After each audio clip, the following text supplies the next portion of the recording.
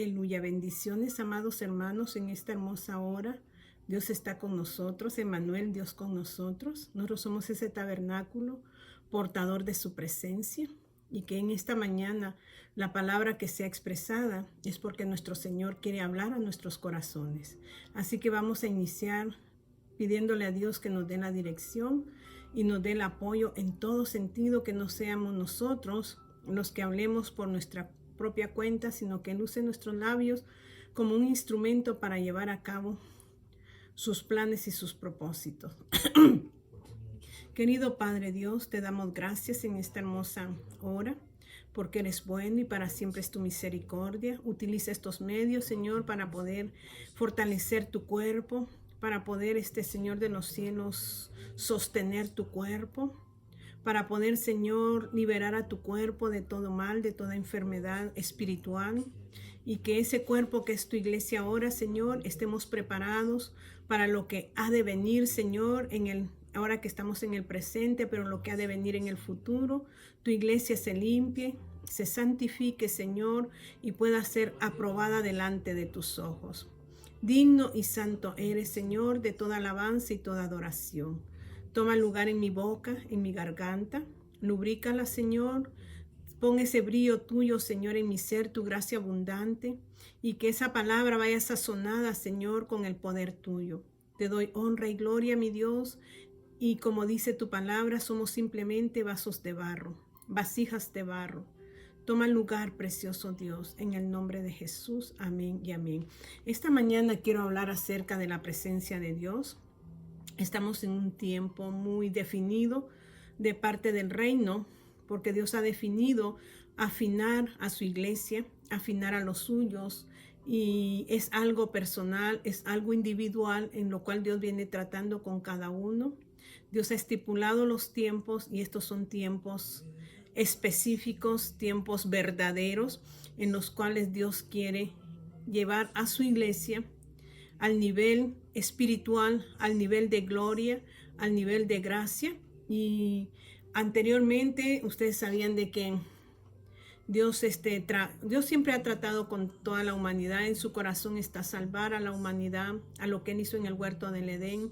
Pero nosotros en sí como iglesia estamos siendo apartados, estamos siendo limpiados, purificados, y solo la purificación viene a través de su verdad. Cuando nosotros recibimos al Señor, nosotros le dimos acceso a Él, a que se entronara en nosotros y empezara un proceso de sanidad. Algo que el Señor me ha mostrado en este tiempo, que les he estado hablando acerca de los salmos, donde Dios viene preparando nuestro corazón para que nuestro corazón sea conforme al corazón de Él. Eso no quiere decir que nosotros en alguna ocasión no le hemos fallado, quizás anteriormente le fallamos, pero Dios es un Dios de perdón, Dios es un Dios de misericordia, y Él verdaderamente es el que nos va a limpiar y nos va a llevar a ese nivel el cual Él quiere que nosotros vayamos. Y quiero llevar a cabo esta hora lo que Dios habla, y vamos a iniciar allí en 2 de Samuel. Usted ha leído todo esto, cuando es llevada el arca del pacto. El arca del pacto es la presencia misma de Dios, pero Dios había estipulado con Moisés que hiciera esta arca donde Él iba a venir, donde Él iba a posar. El arca del pacto significaba la presencia de Dios, donde Él venía y hablaba a Moisés cuando Dios requería hablarle a su pueblo. El arca de Dios, Dios dijo que la hiciera de tal manera, la hicieran los que Dios había estipulado para hacerla. Utilizó a hombres con ciencia, con sabiduría, y le dijo que esta arca tenía que ser portada por los levitas, no por otro tipo de personas, sino por los levitas. Y a veces nosotros tenemos confusión y le decimos levita solamente a los que cantan ahí en el altar, y levita es todo aquel que ha sido apartado, ha sido santificado, no solamente para alabanza, para adoración de Dios, sino que también para que pueda transmitir la palabra y enseñarle al pueblo lo que Dios quiere. Entonces habían estipulaciones para llevar el arca del pacto, que en sí es la presencia de Dios. No podía ser llevada en carros, no podía ser llevada por bueyes, sino que tenía que ser llevada en el ser humano, porque Dios en el futuro iba a habitar en el ser humano dentro de su corazón. ¿Qué quiere decir esto? Dice en 2 de Samuel capítulo 6 y su versículo 1 dice: David volvió a reunir a todos los escogidos de Israel, 30,000. Y se levantó David y partió de Baala de Judá con todo el pueblo que tenía consigo para hacer pasar de allí el arca de Dios, sobre la cual era invocado el nombre de Jehová de los ejércitos, que mora entre los querubines. Pusieron el arca de Dios sobre un carro nuevo y la llevaron de la casa de Abinadab, que estaba en el collado, y Usa y Ahío, hijo de Abinadab, guiaban el carro nuevo. Y cuando lo llevaban de la casa de Abinadab, que estaba en el collado, con el arca de Dios, Ahío iba delante del arca. Y David y toda la casa de Israel danzaba delante de Jehová con toda clase de instrumentos, de madera de haya, con arpas, salterios, panderos, flautas y címbalos. Cuando llegaron a la era de Nacón, Usa extendió su mano al arca de Dios y la sostuvo, porque los bueyes tropezaron. O sea que Usa quiso detener el arca para que no cayera. Y lo que sucede, dice en el 7, y el furor de Jehová se encendió contra Usa, y lo hirió allí Dios por aquella temeridad, y cayó allí muerto junto al arca de Dios. Y se entristeció David por haber herido Jehová a Usa, y fue llamado aquel lugar Pérez Usa hasta hoy. Y temiendo David a Jehová, aquel día dijo: ¿Cómo ha de venir a mí el arca de Jehová? De modo que David no quiso traer para sí el arca de Jehová a la ciudad de David, y la hizo llevar David a la casa de Obed-edom Geteo. Y estuvo el arca de Jehová en casa de Obed-edom Geteo 3 meses, y bendijo Jehová a Obed-edom y a toda su casa. Dios había dado establecimientos acerca de cómo debía de ser transportada la presencia misma de él, que era en un arca que le habían llamado el arca del pacto, donde estaban los panes de la proposición, donde estaban las leyes y donde estaba la vara de Aarón, porque Dios en un futuro iba a venir, porque nosotros somos el tabernáculo de él ahora, el ser humano que ha recibido a Cristo, porque nosotros tenemos que recibir a Jesucristo como nuestro Señor y Salvador y reconocer que él es Hijo de Dios. Viene la presencia de Dios a morar dentro de nosotros.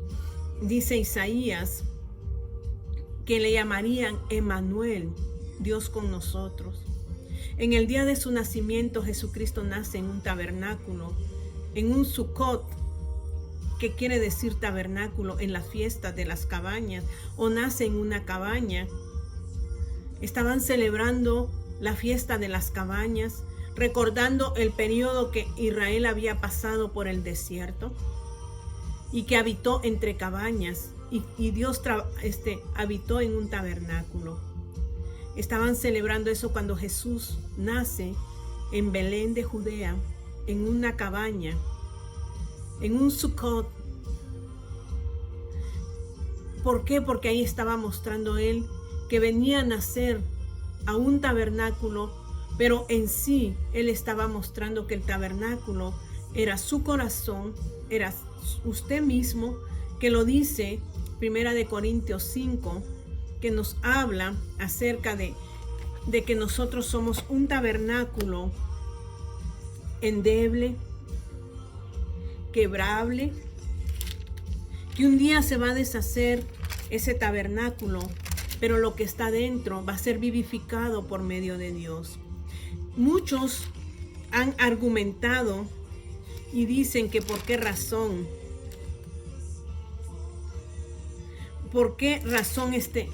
o ellos argumentan que ellos quisieron haber nacido en el tiempo del pueblo de Israel, cuando Dios les hablaba a ellos, cuando Dios mismo hablaba al pueblo, o cuando estuvo Jesús caminando en la tierra. Pero no nos damos cuenta que nosotros vivimos en un mejor pacto, como lo dice la palabra de Dios. La palabra de Dios dice que nosotros ahora aquel que le recibe, entra el Espíritu Santo de Dios a morar dentro de nosotros. Ahora ya no es una arca de madera, sino que ahora no es una arca hecha de acacia y forrada de oro, sino que ahora somos nosotros mismos los que traemos a vivir, a habitar a Dios en nuestros corazones. Nosotros tenemos un gran privilegio porque en el Antiguo Testamento Moisés era el que se comunicaba, Dios le hablaba a través de una nube, dice que descendía la nube ahí en el tabernáculo de reunión que fue sacado del campamento a causa del pecado del hombre y fue llevado a ese lugar donde Dios asignó. Y ahí iba Moisés y dice que llegaban los israelitas pero no entraban y veían cuando descendía la nube, pero Dios le hablaba exclusivamente ¿a quién? A Moisés. Y Moisés transmitía el mensaje que Dios le daba a todo el pueblo. Cuando Jesús caminó en la tierra, ya en el Nuevo Testamento, Jesús camina en la multitud, en su pueblo. Tampoco perciben la presencia de Él. Pero cuando Jesús muere y resucita y asciende, el Espíritu Santo de Dios desciende. El maravilloso y precioso Dios Espíritu, que conoce la mente del Padre, desciende a aquel corazón que le recibe. ¿Qué quiere decir esto? Cuando yo empecé aquí en 2 de Samuel capítulo 6, donde David decide llevar el arca y la hace de forma inapropiada, dice que hay un muerto, Usa. Usa no lo hizo de manera, podríamos decir que si nosotros nos ponemos en el lugar de él, uno podría decir es que él quiso detener el arca, pero no era el apropiado para tocar el arca del pacto. Habían reglas que solo eran los levitas, porque los levitas tenían que ser apartados, santificados, para poder llevar y portar el arca del pacto. Y no era en un carro, sino que era sobre sus hombros, porque Jesús iba a venir a morar en nosotros, en nuestras vidas. Entonces aquí dice que David tuvo temor y mejor llevaron el arca a la casa de Obed-Edom. Esto es lo que Dios estaba mostrando para el futuro, de que Dios quería entrar a nuestras casas. No solamente a nuestra casa literal donde habita nuestra familia, sino que quería entrar a nuestra casa espiritual, que es nuestro corazón. Tiempo de pandemia, Dios manda que usted y yo nos metamos en nuestra casa, estemos con nuestra familia, pero no entendimos porque era tiempo de compartimiento con nuestra familia, de hacer unidad en el espíritu, porque Dios lo ha declarado desde este tiempo, porque dice que David tuvo miedo de llevar el arca, hubo temeridad y la dejó en la casa de Obed-Edom, y la casa de Obed-Edom dice allí, y en el 6:11 de 2 de Samuel dice, y estuvo el arca de Jehová en casa de Obed-Edom Geteo 3 meses, y bendijo Jehová a Obed-Edom y a toda su casa. Obed-Edom muchos dicen de que pertenecía a otro lado, pero Obed-Edom pertenecía al legado de los levitas. Y usted puede estudiar. Y dice que sus hijos fueron sacerdotes. Y fue bendecida aquella casa cuando nosotros dejamos entrar el arca del pacto, la presencia de Dios a nuestra casa. Traemos bendición no solamente para nuestras vidas, literalmente estoy hablando, sino que también traemos bendición a nuestra familia, a nuestra casa. Y empieza a haber una prosperidad y una abundancia, como lo hubo con Obed-Edom. Y vio David eso, y David decidió ahora llevar el arca de pacto de la manera correcta.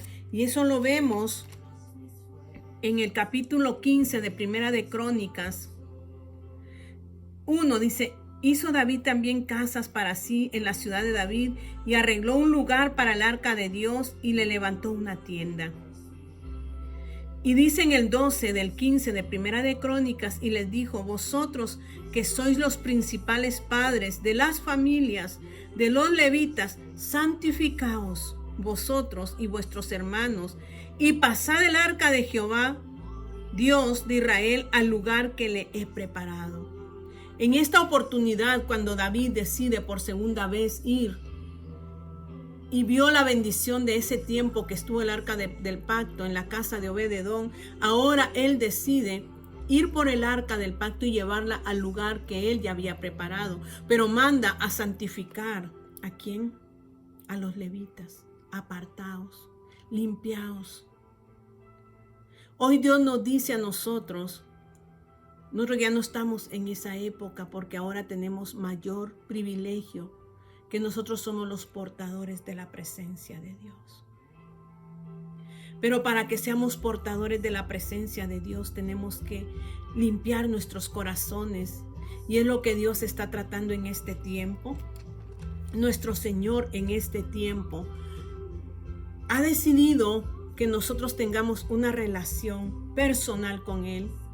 Su relación es individual, porque Él está trabajando cada corazón que se deje trabajar, porque Él va a habitar en un corazón limpio. Dice que Dios escondió su rostro cuando estaba nuestro Señor Jesucristo ya expirando, y le dice: ¿por qué me has abandonado? El Padre nunca abandonó a su Hijo, sino que Él miró el pecado sobre su Hijo, y Él no puede tener una relación con el pecado. Eso lo dice también Isaías, cuando dice: mi brazo no se ha cortado para salvarlos, ni mis oídos para escucharlos. Que dice: mi brazo no se ha cortado para salvarlos, ni mi oído para escucharlos. Pero ustedes han hecho división. ¿Y qué dice? Y han hecho que mi rostro sea apartado de vosotros a causa de su iniquidad y su pecado. O sea que Dios no puede tener contacto con el pecado y con la iniquidad. Y dice: han hecho separación entre mí y ustedes, y han hecho que yo esconda mi rostro a causa del pecado y la iniquidad. El Padre no puede estar relacionado con el pecado. Entonces, si nosotros queremos la presencia de Dios, tenemos que ser transformados. ¿Y cómo voy a ser transformada yo? A través de su verdad. Yo continúo diciendo: usted y yo necesitamos pasar tiempos a solas con Dios. Cuando usted empieza a indagar la palabra de Dios, empieza usted a inquirir en su palabra, a escudriñar su palabra, su vida empieza a ser transformada. Y usted ahora empieza a ver el propósito de Dios de su vida. Nosotros decimos: ¿cuál es el propósito de Dios en mi vida? O que yo sea una pastora, o que yo sea un evangelista. Eso es parte del caminar del cristiano de la iglesia. Pero el propósito de Dios es cambiar su corazón, cambiar su vida, para que usted pueda llegar a su destino con las vestiduras correctas que Dios quiere, vestiduras de justicia. Que solo la palabra puede limpiar esas vestiduras que son nuestro corazón. Decía un siervo, y me impactó escuchar su testimonio. Y él daba su testimonio, y muchos hablan de los siervos de Dios sin conocerlos a fondo. Eso no le agrada a Dios tampoco. Que nosotros estemos murmurando de los propios siervos de Dios sin haber conocido su pasado. Quizás miramos su presente hoy, que viven en bendición, en una gran bendición, pero no indagamos su pasado, cómo empezaron. Y yo le puedo decir cómo muchos siervos han empezado y ha sido en pobreza, en sacrificio. Eso no lo vemos, vemos ahora su presente. Pero muchos siervos no quieren sacrificarse, quieren la presencia de Dios, pero no quieren pagar el precio. Y el precio es estar en su presencia, habitar en su presencia, conocerlo a Él y que Él nos conozca a nosotros. Tener una relación mutua. Y muchos no queremos pagar el precio. Muchos queremos vivir todavía en nuestra comodidad. Pero esos siervos tuvieron su principio. Y decía este siervo que él había tenido su encuentro cuando era niño. Y él hablaba de un carro que él usaba, un carrito viejo, que su madre tuvo que viajar a un lugar y él quedarse en ese lugar. Y le habían dicho, él quería ser pastor. Y él dice, su visión, cuando tenía esos encuentros con Dios, decía, Señor, yo quiero predicarle. Yo me miro predicándole a mucha gente. Y dice que escuchó la voz de Dios que le dijo, no te mires predicándole a muchedumbre, sino que mira a la gente escuchando mi palabra. No te enfoques en ti. Y él aprendió lo que era humildad. Él decide buscar a Dios. Su mamá no estaba con una tía. Y dice este siervo, y alguien me ofreció un lugar, un cuartito, el cuarto de servicio, chiquito, pero yo le dije, Señor, yo quiero tu presencia. Y me impactó porque él decía que la presencia de Dios no debe ser un lujo, porque todos queremos la presencia de Dios para honrarnos a nosotros, para que nos den honra a nosotros. Y él decía, él le dijo al Señor, Señor, si tu presencia no va conmigo. Significado de la presencia de Dios, dice, es que la presencia de Dios no es negociable. Usted no puede negociar la presencia de Dios.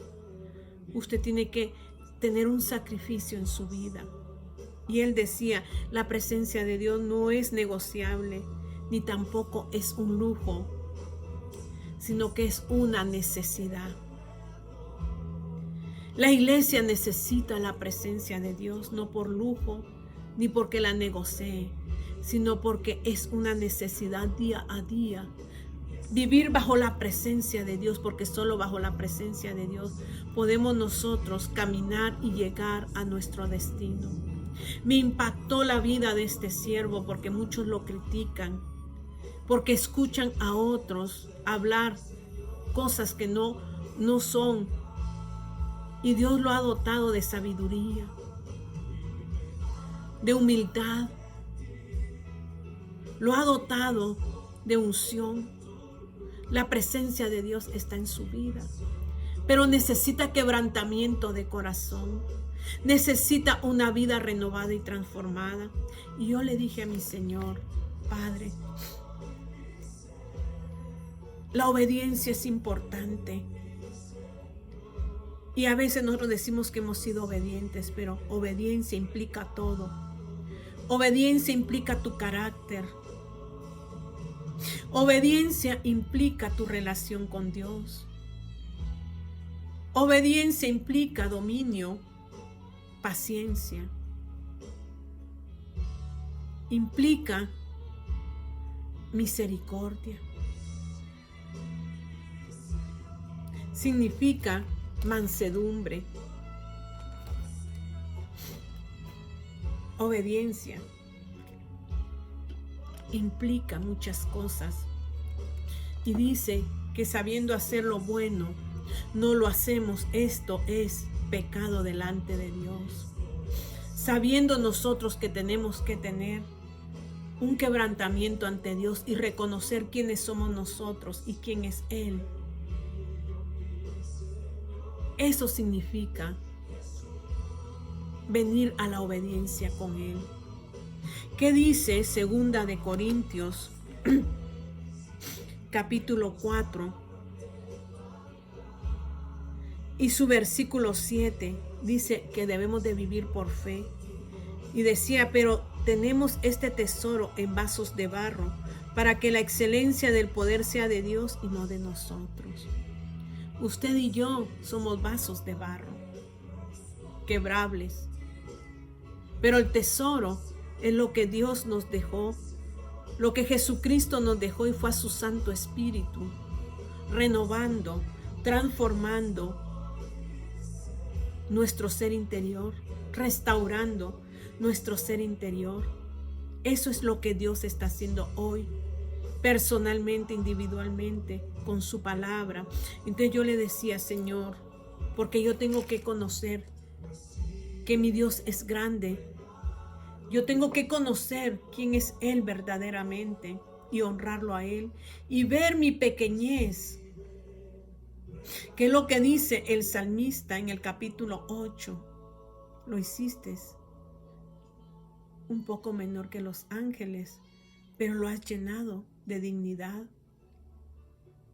y lo has levantado. Nosotros reconocer quiénes somos, que ante la presencia de Dios, simplemente usted y yo somos ¿qué? Vasijas de barro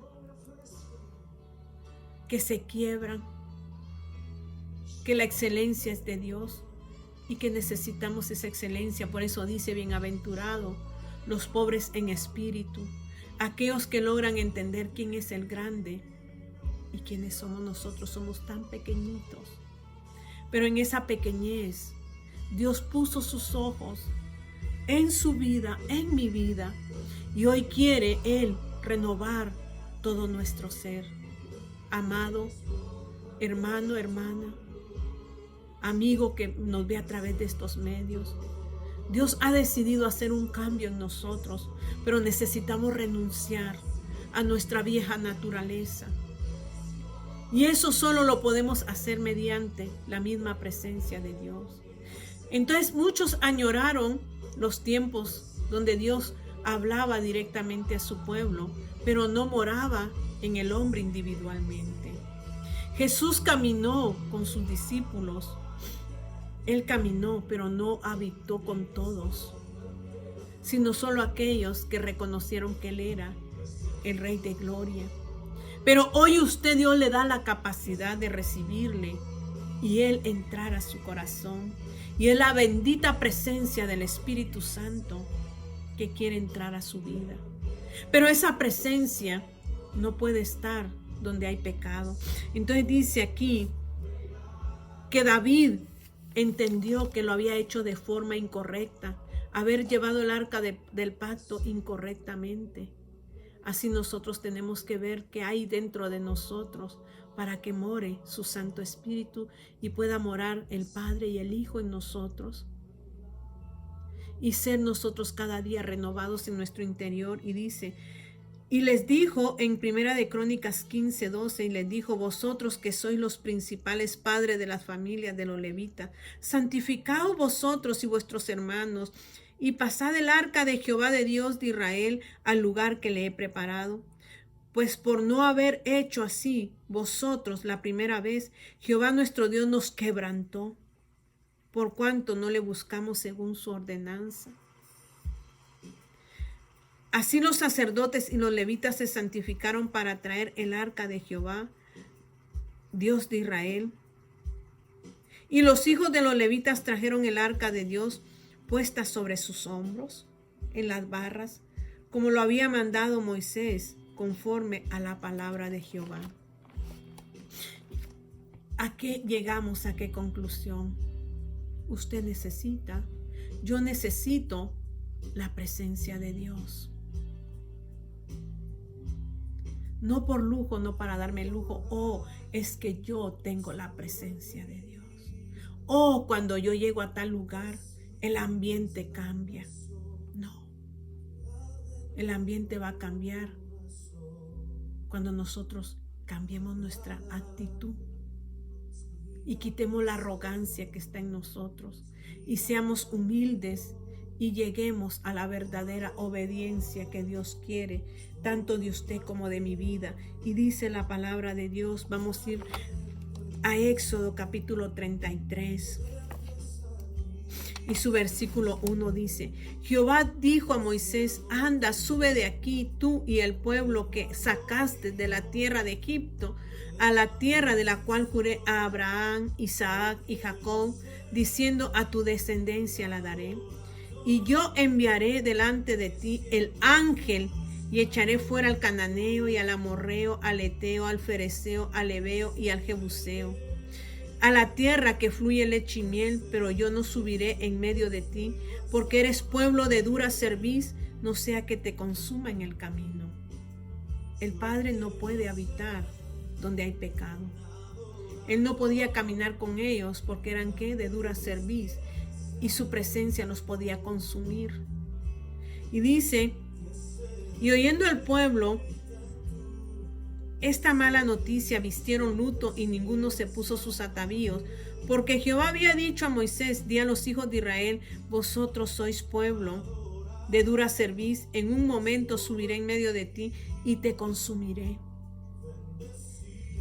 Dios hoy busca habitar en un corazón humilde, en un corazón quebrantado, en un corazón obediente, en un corazón que confía en Dios. Yo le digo: mi Señor, he leído el Salmo 1, los dos tipos de hombre, el bienaventurado y el impío. He leído el 2, en tu reino, cuando los impíos se quieren levantar contra ti, que es el futuro. He leído el 3, mi rey, donde perseguían a David, pero David no se atemorizó porque tú le habías dado promesa. Y él decía: yo me acosté y me dormí y me levanté porque Jehová me sustentaba. Los enemigos no lo amedrentaron. Luego levantaron infamia contra él y él continúa diciendo: Señor, en paz me acostaré y asimismo dormiré, porque solo tú me haces vivir confiado. Luego dice el siguiente, el 6, un poco controversial: Señor, no duermo, pero era porque él sentía que había cometido un error y que el enojo de Dios había venido sobre su vida. Y él quería que Dios lo juzgara con misericordia, y no solamente con justicia, sino también con misericordia. David entendió que muchas veces nosotros también tenemos que ser juzgados, que muchas veces nosotros no admitimos ser juzgados, sino que solo queremos misericordia, pero no queremos que vean nuestras flaquezas. David entendió que delante de Dios nada estaba oculto y que él había fallado y necesitaba disciplina, pero una disciplina con misericordia, y eso era lo que consumía su alma. Que Dios no lo juzgara con misericordia y que él llegara a morir y perder todo aquello que Dios le había dado. Yo le digo: Señor, yo quiero una transformación en mi vida, quiero ser obediente a ti. Obedientes no somos, Señor, porque te fallamos de una u otra manera. Cuando nos levantan infamia, Señor, nuestra carne sale a reducir o a relucir. No nos gusta que nadie levante falsos, porque a nadie le gusta que levanten falsos. Cuando dicen que cree esta y aquella, sale nuestro ego, sale el enojo en nuestros corazones, y a veces actuamos en nuestra carne y contestamos para defendernos. Yo le digo: Señor, haz morir las obras de mi carne, como David, que acudió a ti y no se defendió, sino que dejó que tú lo defendieras porque aprendió a conocerte. Señor, trabaja en mi vida, trabaja en mi corazón. Yo quiero, Señor, ser conforme a tu corazón. Necesito una limpieza y una pureza en mi ser. Necesito menguar, necesito morir aquellas áreas que todavía son fuertes en mi vida. El dominio propio, la templanza. Porque a veces no tenemos la templanza. Nos alteramos por cualquier cosa, nos enojamos, gritamos. Y Dios dice que no, Él no le agrada la gritería. Tenemos que morir cada día para que la presencia de Dios vaya tomando avance en nosotros. Entonces este pueblo de Israel, ustedes saben lo que habían hecho cuando David se apartó 40 días y 40 noches. Ellos hicieron idolatría y las tablas decían que aquel que hacía eso tenía que morir. O sea que si Moisés mostraba esas tablas, el pueblo iba a perecer, porque según esa ley nadie podía seguir viviendo. Pero Moisés quebró esas tablas y Dios le dijo que le haría otras, donde iba a haber un medio para que el pueblo pudiera pedir perdón y se purificara. Y era el tabernáculo, era la presencia de Dios, reconocer el pecado. Hoy Dios nos está diciendo aquí, en Éxodo 33, Dios le dijo, no iré yo con ustedes, sino que mandaré un ángel, porque si yo voy con ustedes los consumiré. Pero Dios hizo una relación estrecha con Moisés. Y por eso dice en el 33:11 de Éxodo, y hablaba Jehová a Moisés cara a cara como habla cualquiera a su compañero. Y él volvía al campamento, pero el joven Josué, hijo de Nun, su servidor, nunca se apartaba de en medio del tabernáculo. Cuando Dios dice cara a cara, no quiere decir que Moisés miraba su cara literalmente, sino que hablar cara a cara era que había confianza para poder hablarle directamente, no mostrando su rostro, sino que hablaba de que no habían escondidos entre ellos, no habían secretos entre ellos, sino que hablaban bien en claro, como las aguas limpias. Y dice el 12, y dijo Moisés a Jehová, mira, tú me dices a mí, saca este pueblo, y tú me has declarado, y tú no me has declarado a quién enviarás conmigo. Sin embargo, tú dices, yo te he conocido por tu nombre y has hallado también gracia en mis ojos. Tú no me has dicho quién va a ir conmigo. Y aquí al principio del 33, Dios le había dicho que iba a enviar un ángel. Pero Moisés no quería un ángel. Moisés quería la presencia de Dios. Usted debe de anhelar la presencia de Dios en su vida, porque solo esa presencia va a hacer la diferencia entre los demás. La presencia de Dios hizo la diferencia del pueblo de Israel ante las demás naciones. Solo la presencia de Dios va a denotar verdaderamente que Dios habita dentro de usted para poder cumplir la labor en esta tierra. Y dice, y dijo Moisés en el 33:12, Jehová, mira, tú me dices a mí, saca este pueblo, y tú me has declarado, y tú no me has declarado a quién enviarás conmigo. Sin embargo, tú dices, yo te he conocido. ¿Por qué Dios le dijo yo te he conocido? Porque Dios había tenido ya una identidad con Moisés. O sea que Dios estaba conociendo que Él ya estaba habitando en el corazón de Moisés. Su identidad, su carácter se estaba formando en Moisés. Y dice, ahora pues en el 13, si he hallado gracia en tus ojos, te ruego que me muestres ahora tu camino para que te conozca y halle gracia en tus ojos, y mira que esta gente es pueblo tuyo. Y él dijo, mi presencia irá contigo. Mi presencia irá contigo y te daré descanso. Solo en la presencia de Dios nosotros podemos hallar descanso. De otra manera, usted no vaya a reposo si la presencia de Dios no mora dentro de usted. Yo no voy a tener descanso y reposo si su presencia no está en mí. Entonces dice aquí, y él dijo, mi presencia irá contigo y te daré descanso.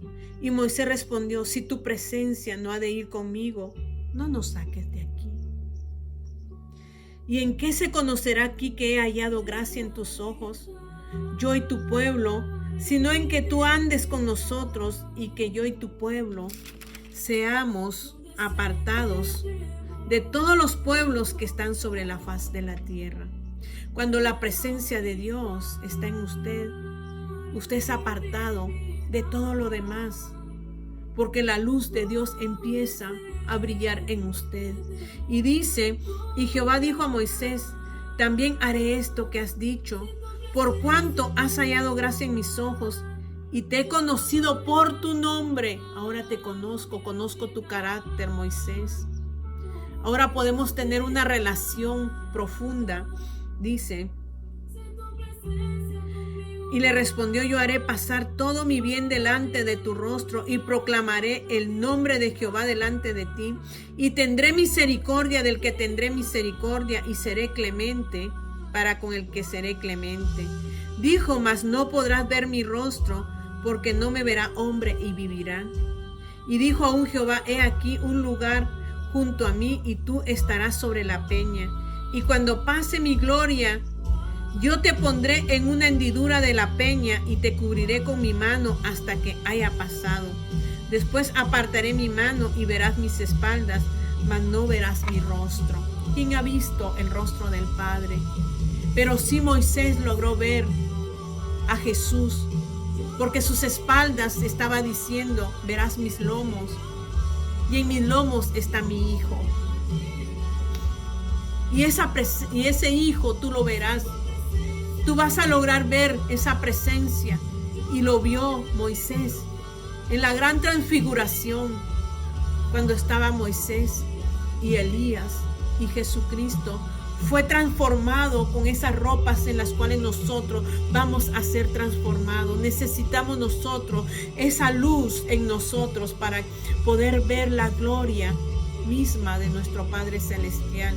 Pero es necesario que nos despojemos de todo lo que aún habita en nosotros. ¿Y cómo nos vamos a despojar si no tenemos tiempo para escudriñar su palabra y para pasar tiempo con Él? Es necesario, iglesia, que empecemos a hacer lo que Dios está mandando en este tiempo para que habite su presencia en nuestra vida. Cierre sus ojos allí y anhele esa presencia de Dios. Anhele que Dios pueda morar en usted. Querido Padre Dios, en esta hora nosotros notamos que tu presencia, Señor, no es un lujo. Lo decía tu siervo. No es algo que podemos cuestionar, sino que es una necesidad, Señor. Si tu presencia no está en nosotros, nosotros no podemos caminar y llegar al lugar donde tú nos has destinado llegar. Precioso Dios, yo te ruego en esta hora que tu presencia venga sobre nuestras vidas. Y sé que esa presencia va a venir cuando nos despojemos, Señor, completamente de lo que está en nuestros corazones. Porque si hay pecado en nuestro corazón, tú no puedes morar allí.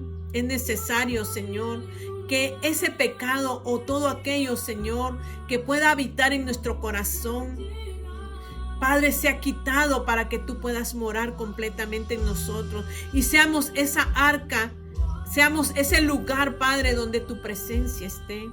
Gracias te doy, Señor, en esta hora, y seas tú, Padre, llegando al corazón de cada uno de los tuyos y dándoles el entendimiento, Señor, acerca de esta verdad. Todo te lo pido, mi Dios, en el dulce nombre de Jesús. Amén y amén. Que esta presencia vaya siempre con usted. Si su presencia, dice, si tu presencia conmigo no va, yo no voy a ningún lugar, decía Moisés. Dice este canto, no quiero llegar, no voy a llegar, porque no vamos a llegar a ningún lado sin la presencia de Dios. Pero con la presencia de Dios vamos a llegar a nuestro destino. Que Dios me lo bendiga.